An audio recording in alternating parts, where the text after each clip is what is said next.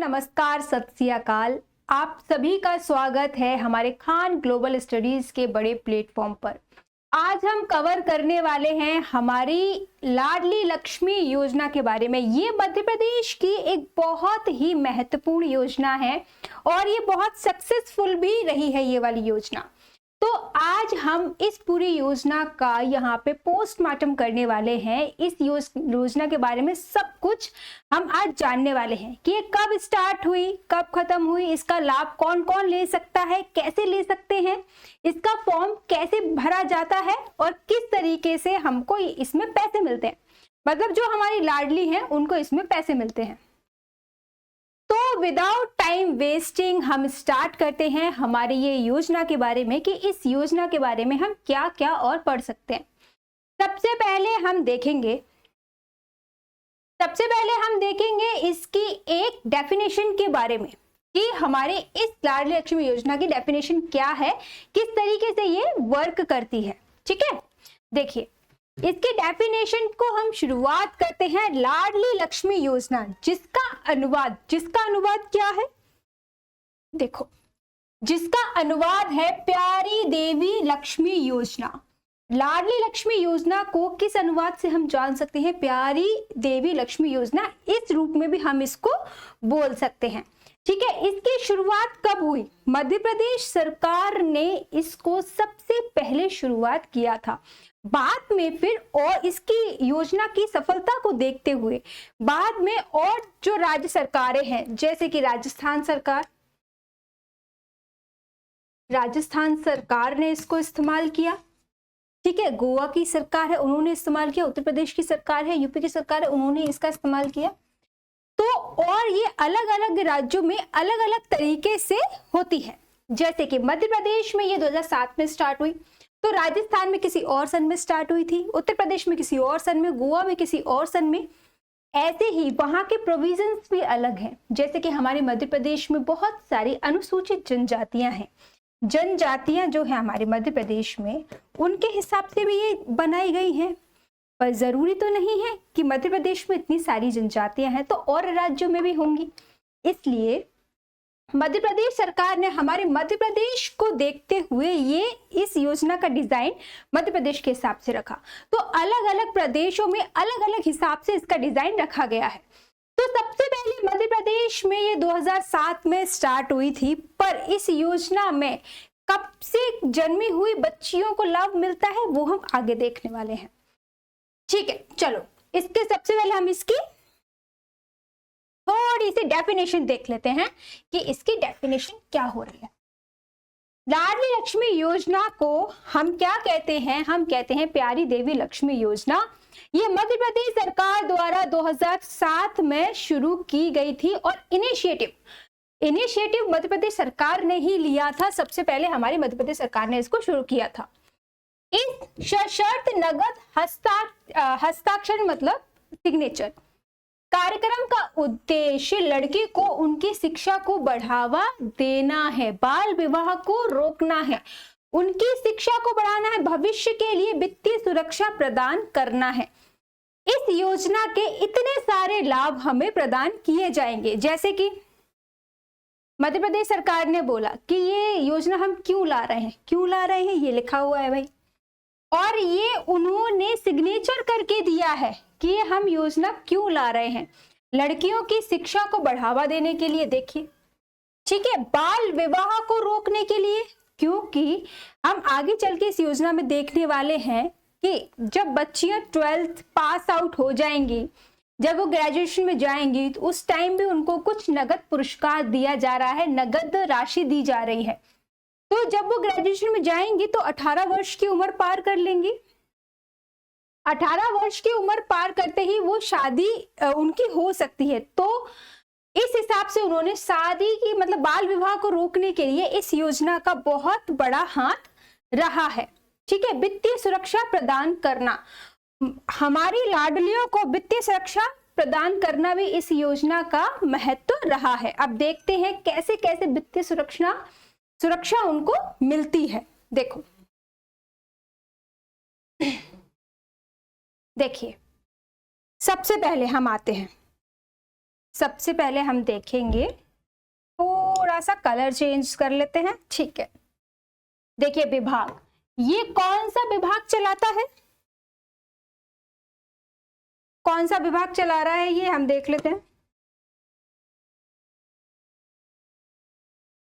ये विभाग आता है महिला एवं बाल विकास विभाग। किस विभाग के अंतर्गत आता है? महिला एवं बाल विकास विभाग के अंतर्गत ये योजना हमारी आती है, ठीक है। योजना का प्रमुख नाम क्या है? योजना का प्रमुख नाम है मुख्यमंत्री लाडली लक्ष्मी योजना। इस योजना में मतलब कौन कौन इस योजना में भाग ले सकते हैं, हितग्राही कौन है, मूलक कौन है, ये वर्ड आपको समझ में नहीं आ रहा होगा। इस वर्ड को मैं आपको समझाती हूँ, थोड़ा सा छोटा पेन कर लेते हैं, ठीक है। देखो, हितकारी मूलक, जो मध्य प्रदेश के मूल निवासी हैं उनको इस योजना का लाभ मिलेगा, इसलिए इसमें लिखा हुआ है कि हितकारी मूलक है या नहीं। जो मध्य प्रदेश के मूल निवासी हैं उनको ही इस योजना का लाभ मिलेगा। इस योजना का नाम क्या बताया था? मुख्यमंत्री लाडली लक्ष्मी योजना, इस योजना का हमारा नाम रहेगा। अधिकार क्षेत्र, इस योजना के अब हम अधिकार क्षेत्र पे आते हैं कि उसका अधिकार क्षेत्र कहां कहां तक रहेगा। तो राज्य के परिवर्तित योजना, मतलब अगर ये मध्य प्रदेश की योजना है तो ये मध्य प्रदेश में चलेगी। उत्तर प्रदेश का कोई भी व्यक्ति आकर मध्य प्रदेश में रजिस्ट्रेशन नहीं करवा सकता अपनी लाडली के लिए, तो ये उत्तर प्रदेश की जो योजना है लाडली लक्ष्मी योजना वो अलग योजना है, मध्य प्रदेश की जो योजना है वो अलग योजना है, नाम एक ही है। तो जो मध्य प्रदेश का व्यक्ति है वो इसमें रजिस्ट्रेशन करवा सकता है, बशर्ते उसके पास मूल निवासी होना चाहिए। ये योजना कब से प्रारंभ की गई थी? ये योजना हमारी 2007 से 2007 से प्रारंभ की गई थी। अब इसमें बहुत बड़ा कंफ्यूजन ये आता है कि ऐसी कौन सी बालिकाएं हैं या हमारी लाडली लक्ष्मियां हैं जो इसका रजिस्ट्रेशन कर सकती हैं। ऐसी महिलाएं जो 1 जनवरी 2006 में जन्मी हो या इसके बाद जन्मी हो, 1 जनवरी 2006 के बाद जिन बच्चियों ने जन्म लिया है वो इस योजना का लाभ उठा सकती हैं। ये योजना कब आई है? ये योजना 2007 में बनी है। इस योजना में ऐसा लिखा गया है कि 1 जनवरी 2006 में जो बच्चियों का जन्म हो चुका है वो बच्चियां इसका लाभ ले सकती हैं। योजना के उद्देश्य क्या क्या हैं हम देख लेते हैं। योजना के उद्देश्य क्या क्या हैं? बालिकाओं के जन्म के प्रति सकारात्मक सोच, ये एक समाज का बहुत बड़ा कड़वा सच है जो कि बहुत सारे क्षेत्रों में देखने को मिल रहा है, बहुत जगह कम भी हो चुका है, पर अभी भी बहुत सारी बच्चियां इस सोच से अभी भी ग्रसित हैं। कैसे? वो बालिकाओं के जन्म पे अभी भी शोक ही मनाते हैं। उनको ये अच्छा नहीं लगता कि हमारे यहाँ बालिका आ गई है, क्योंकि उनको पढ़ाएंगे लिखाएंगे, दहेज देंगे, उसके बाद फिर उनकी कोई प्रॉब्लम्स आती है तो वो भी मायके वालों को करनी पड़ती है ना। तो इसलिए बच्चियों को लेकर अभी भी बहुत सारी भ्रांतियां हैं और बहुत सारी सोच उनकी अभी भी ठीक नहीं है। पर इसी सोच को बदलने के लिए हमारी सरकार ये योजना लेके आई है, उसमें सकारात्मक सोच बच्चियों के प्रति हो, लिंग अनुपात में सुधार हो। अब मध्य प्रदेश के भिंड मुरैना जिला ही देख लीजिए, वहां पे मध्य प्रदेश में सबसे कम बच्चियां पाई जाती हैं। 1000 पुरुषों पे 800 के समथिंग कुछ बच्चियां पाई जाती हैं।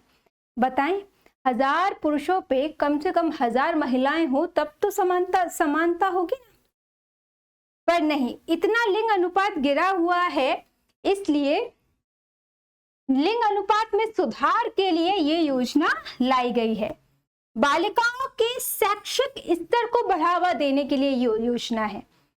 इस योजना में क्या होता है कि क्रमबद्ध आपको पैसे दिए जाते हैं, जैसे 6 क्लास में हो गया, 6 क्लास में हो गया, आपके 9th क्लास में हो गया, 12th क्लास में हो गया। फिर बालिका जब ग्रेजुएशन में आती है उस टाइम भी उसको कुछ राशि दी जाती है।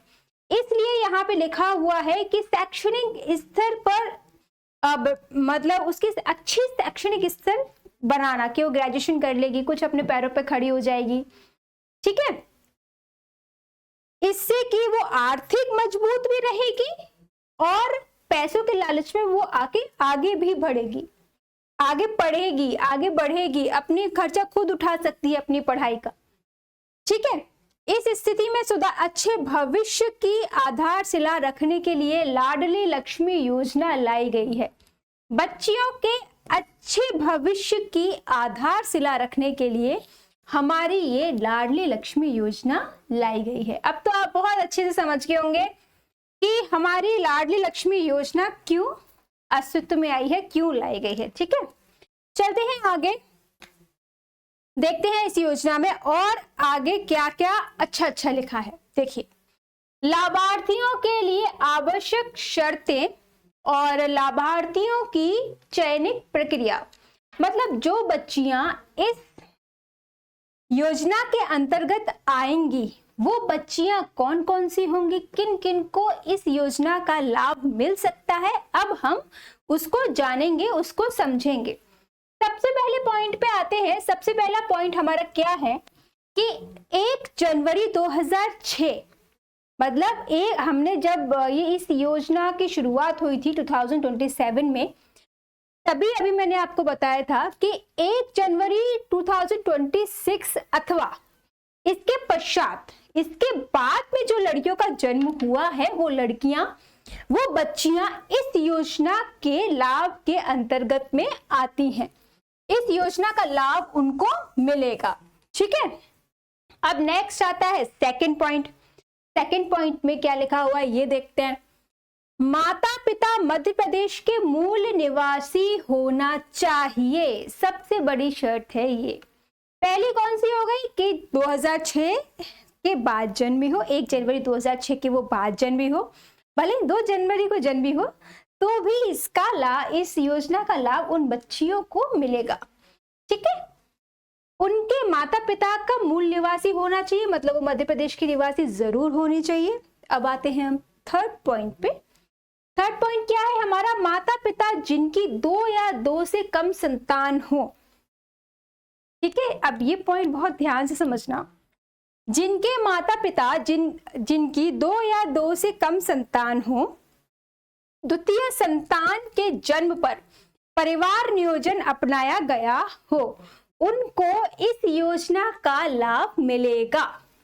मतलब अगर आपके 2 से ज्यादा बच्चे हैं तो आपकी बच्चियों को इसका लाभ नहीं मिलेगा, ठीक है। अगर आपकी 30 नंबर की बच्ची है, 30 नंबर की बच्ची है तो उसको इस योजना का लाभ नहीं मिलेगा क्योंकि आपने परिवार नियोजन योजना नहीं अपनाई है। डन। अब ठीक है, फोर्थ पॉइंट है हमारा, चौथे नंबर पे आता है, माता पिता आयकर दाता की श्रेणी में ना आते हो, मतलब वो टैक्सेस नहीं भरते हो। ऐसे माता पिता जो टैक्स की श्रेणी में नहीं आते हैं वही इस योजना का लाभ उठा सकते हैं, ठीक है। सीधे सीधे सरकार का कहने का मतलब है जो आर्थिक स्थिति में कमजोर हो, कमजोर वर्ग हो, वो ही इसका लाभ उठा सके, इसलिए उन्होंने ये वाली पॉइंट रखी हुई है, ये वाली शर्त रखी हुई है। अब हम आते हैं अपने 5th पॉइंट पे कि हमारा 5th पॉइंट क्या बोलता है। प्रथम प्रवश की ऐसी बालिका जिनका जन्म 1 अप्रैल 2008 अथवा उसके उपरांत हुआ हो को बिना परिवार नियोजन के लाभ दिया जाएगा, ठीक है। अब प्रथम मतलब जो पहली बार जिसकी डिलीवरी हुई है, पर उसकी शर्त है कि 1 अप्रैल 2008 को या उसके उपरांत उसकी पहली डिलीवरी हुई है, उन्होंने परिवार नियोजन नहीं अपनाया है, उन बच्चियों को भी इसका लाभ मिल जाएगा, ठीक है। 6 पॉइंट हमारा क्या हो गया, द्वितीय प्रसव उपरांत परिवार नियोजन की शर्त यथावत रखी गई है, मतलब सेकंड डिलीवरी के बाद आपको परिवार नियोजन अपनाना ही पड़ेगा, आप 2 से ज्यादा बच्चे नहीं कर सकते हैं इसमें, ये जनसंख्या रोकने का एक उपाय है, एक कोशिश की गई है यहाँ पे। ठीक है, ये इसमें कुछ डाउट्स तो नहीं है, इसमें समझ में आया? Very good. चलो हम आगे चलते हैं, आगे देखते हैं कि आगे और कौन कौन से अच्छे पॉइंट्स हमारे इसमें दिए गए हैं। जैसे कि योजना को प्रभावी बनाने हेतु संशोधन क्या क्या लाए गए हैं, हम इसमें देख लेते हैं। देखो, योजना को प्रभावी बनाने के लिए मतलब और एक्टिव और ज्यादा उनसे जोड़ने के लिए, हमारे मूल्यवान से जोड़ने के लिए और ज्यादा प्रभावी बनाने के लिए क्या क्या पॉइंट्स लाए गए वो हम देखते हैं। जिस परिवार में अधिकतम 2 संतान है, ठीक है, तथा माता पिता की मृत्यु हो गई है, अभी तक 2 संतान हो गई हैं और माता पिता की मृत्यु हो गई है, उन बच्चियों के जन्म के 5 वर्ष तक इसका पंजीयन हो सकता है।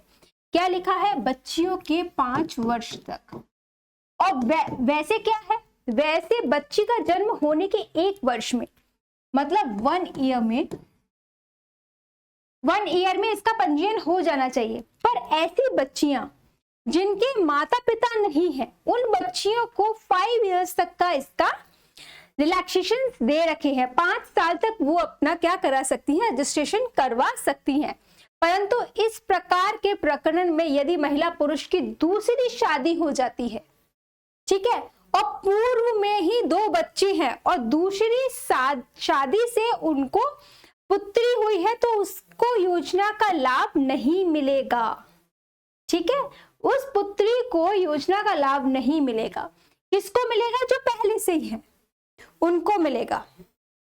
ठीक है, ये वाली बात समझ में आई? ठीक है, चलो अब आगे चलते हैं सेकंड पॉइंट पे। अनाथ बालिकाएं या दत्तक पर बालिकाओं को इस योजना का प्रदान किया जाएगा। जो बालिकाएं अनाथ हैं और जो दत्तक है, दत्तक मतलब गोद ली गई हैं जो बालिका, उनको भी इस योजना का लाभ प्रॉपरली दिया जाएगा, जो कि इस तरीके से दिया जाता है। उनके साथ कोई भी वो नहीं होगा, कोई भी उनके साथ वो नहीं किया जाएगा कि इनको नहीं मिलेगा, इनको मिलेगा। ठीक है, थर्ड पे आते हैं। थर्ड, सेकंड हो गया हमारा, थर्ड पे आते हैं। प्रथम प्रसूति के समय एक साथ 3 लड़कियां होने पर भी, ठीक है, ये मान लिया हमारी जब फर्स्ट डिलीवरी हुई उस टाइम एक साथ 3 लड़कियां हो गई, तो उसमें उन तीनों बच्चियों को इसका लाभ दिया जाएगा। उन तीनों ही बच्चियों को इसका लाभ दिया जाएगा। ठीक है, चलो फोर्थ है जेल में बंद महिलाएं। जेल में जो बंद महिलाएं हैं, कैदी महिलाएं हैं, अगर उनकी डिलीवरी होती है और वो बच्ची को जन्म देती हैं, तो उस बच्ची को भी इस योजना से वंचित नहीं किया जाएगा, उस बच्ची को भी इसका लाभ मिलेगा। ठीक है, स्वास्थ्य संबंधी कारणों से जिन परिवार द्वारा परिवार नियोजन नहीं अपनाया गया है, 1 वर्ष के स्थान पर उनको 2 वर्ष दिया गया है। ठीक है, 2 वर्ष का उनको टाइम दिया गया है 1 वर्ष के स्थान पर। इसमें क्या है कि बच्ची का जन्म होते ही 1 वर्ष के अंदर आपका रजिस्ट्रेशन हो जाना चाहिए, पर कोई कारण के स्वास्थ्य संबंधी कोई कारण आ गया, उसके अलावा नहीं हो पाया है पंजीयन, तो वो 2 वर्ष के अंदर उसको करवा सकता है।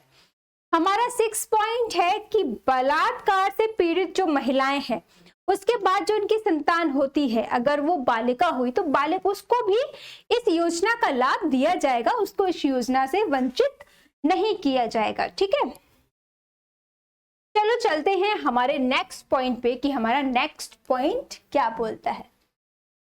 ठीक है, यहां तक किसी को कोई डाउट तो नहीं है? ठीक है, चलो नेक्स्ट पॉइंट।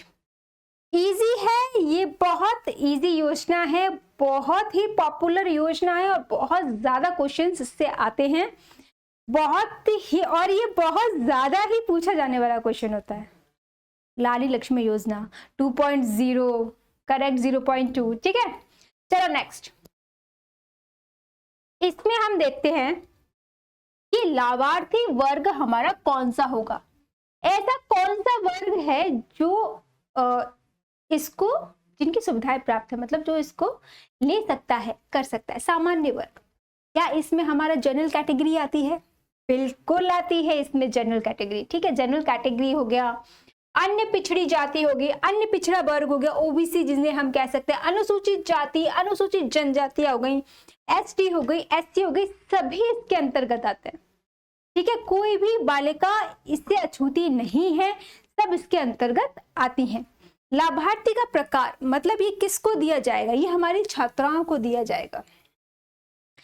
ठीक है, ये हमारी छात्राओं को दिया जाएगा। लाभ की श्रेणी क्या होगी? वित्तीय सहायता होगी। छात्रवृत्ति के दौरान वित्तीय सहायता इसमें प्रदान की जाएगी आपको। योजना का क्षेत्र urban and rural, urban and rural हो गए इसके योजना के क्षेत्र, मतलब हमारे शहरी क्षेत्र भी हो गए और इसमें हमारे ग्रामीण क्षेत्र भी हो गए। दोनों क्षेत्र की बच्चियों को इसमें लाभ दिया जाएगा, कोई भी उनके साथ उनको नहीं छोड़ा जाएगा पीछे, कहीं की भी बच्चियां हो। ठीक है, चलो नेक्स्ट आते हैं। अब हमारी अनुदान और ऋण हो गया। वित्तीय सहायता कब कब मिलेगी, कैसे कैसे मिलेगी, वो हम इसमें देख लेते हैं। कैसे? देखो, बालिकाओं का ऑनलाइन पंजीयन के उपरांत कितने का उनको प्रमाण पत्र दिया जाएगा, शपथ पत्र दिया जाएगा? 1,43,000 का, 1,43,000 का उनको शपथ पत्र दिया जाएगा, प्रमाण पत्र इसमें दिया जाएगा। अब ये राशि उनको कैसे कैसे मिलेगी, ये राशि किस तरीके से उनको मिलेगी, हम वो देख लेते हैं। बालिकाओं के कक्षा 6वीं में प्रवेश पर कितने रुपए मिलते हैं उनको? 2,000 मिलेंगे। ठीक है, फिर वो कक्षा 9th में आएंगी, जब वो कक्षा 9th में आएंगी तो उसके प्रवेश पर उनको 4,000 रुपए दिए जाते हैं। ऐसे ही जब वो कक्षा 11 में आएंगी ना, ऐसे कक्षा 11 में आने पर उनको 6,000 रुपए दिए जाते हैं। ठीक है, जब वो कक्षा 12वीं में आती है उनको छात्रवृत्ति के रूप में फिर से उनको कितने रुपए मिलेंगे? उनको फिर से 6,000 रुपीज मिलेंगे। मैंने इसमें सब कुछ लिखा हुआ है, इसकी पीपीटी भी आपको मिल जाएगी इस योजना के हमारे टेलीग्राम चैनल पे, आप इसकी पीपीटी मिलेगी आपको। ठीक है, देखो 12th में 12वीं कक्षा में प्रवेश पर 6,000 रुपए मिलेंगे। ऐसे ही अब थर्ड पॉइंट पे क्या लिखा हुआ है? लाडली बालिकाओं को 12वीं के पश्चात स्नातक पर, मतलब ग्रेजुएशन करने पर, व्यवसायिक पाठ्यक्रम में अवधि के न्यूनतम 2 वर्ष तो होना ही चाहिए। उसकी अवधि का कितना वर्ष? 2 वर्ष तो होने ही चाहिए। उसकी धनराशि कितनी मिलेगी उन्हें? 25,000 प्रोत्साहन राशि उनको उस टाइम दी जाएगी, जो कि क्रमशः मतलब 2 पार्ट में डिवाइड होगी। 12,500 रुपए, 12,500 रुपए ऐसे दी जाएगी। प्रथम वर्ष में 12,500 रुपए और अंतिम वर्ष में 12,500 रुपए दिए जाएंगे। ये टोटल मिला के कितने हो गए? 43,000 हमारे ये टोटल मिला के हो जाते हैं। फिर एक मुश्त राशि उसको दी जाती है जब वो 21 वर्ष की हो चुकी है, अब उसने अपनी 21 साल की आयु कर ली है, उसके बाद उसकी शादी होती है। अब उसकी शादी में उसको बालिकाओं को 1 लाख रुपए मिलते हैं, पर इसमें एक शर्त ये है, उनकी शादी पे उनको 1 लाख रुपए दिए जाते हैं, ये बात बिल्कुल सही है, पर इसमें एक उन्होंने शर्त लगा रखी है कि हमारी बच्ची का, हमारी लाडली का बाल विवाह नहीं हुआ होना चाहिए। अगर उसका बाल विवाह नहीं हुआ है और उसने 12वीं की परीक्षा पास कर रखी है तो उनको ये 1 लाख रुपए एक मुश्त राशि प्रदान की जाती है। ठीक है, चलो नेक्स्ट चलते हैं कि नेक्स्ट हमारा क्या बोलते हैं। ठीक है, अब हम आते हैं इसके निष्कर्ष पे कि ये योजना को क्यों बनाया गया है, क्यों इस योजना के पीछे सरकार इतनी पागल है, क्यों इस योजना को बनाया गया है।